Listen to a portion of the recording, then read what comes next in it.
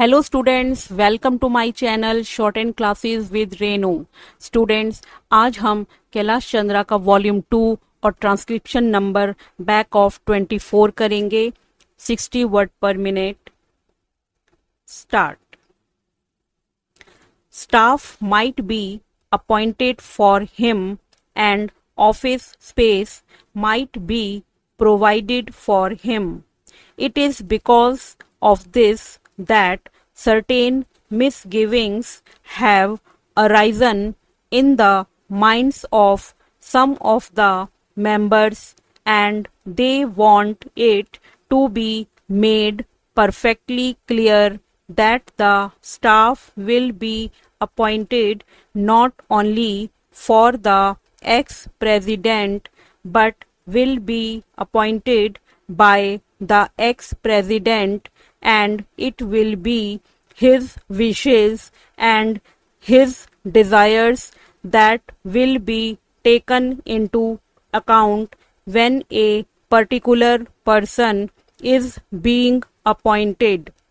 Also regarding the office which is engaged for him, his wishes should be taken into account so that he knows what would be a convenient place for him, and he may try to get that place.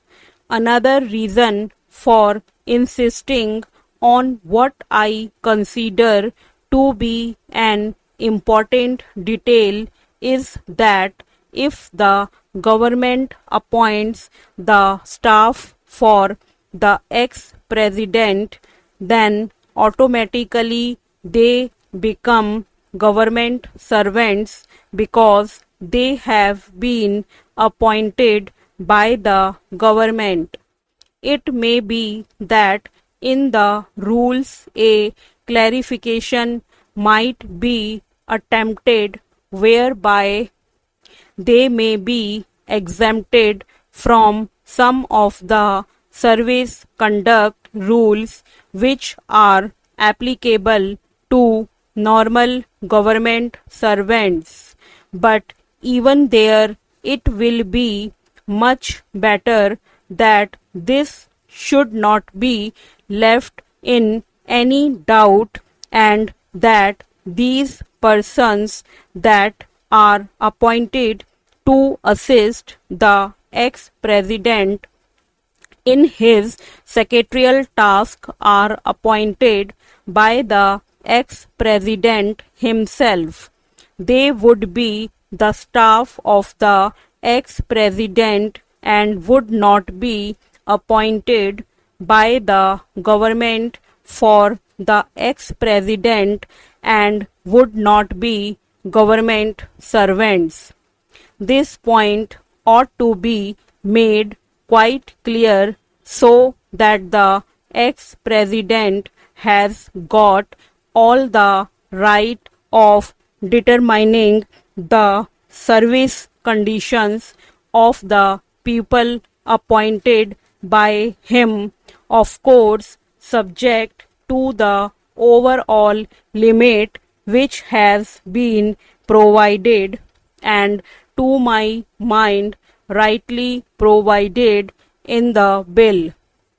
Within that overall limit, perhaps it will be much better to leave the rest of the matter to the president himself, so that we may also express our further confidence in the president to the effect that he would utilize it with discretion and with all sense of responsibility and fair play, and taking into account the interests of the public and of the public exchequer too.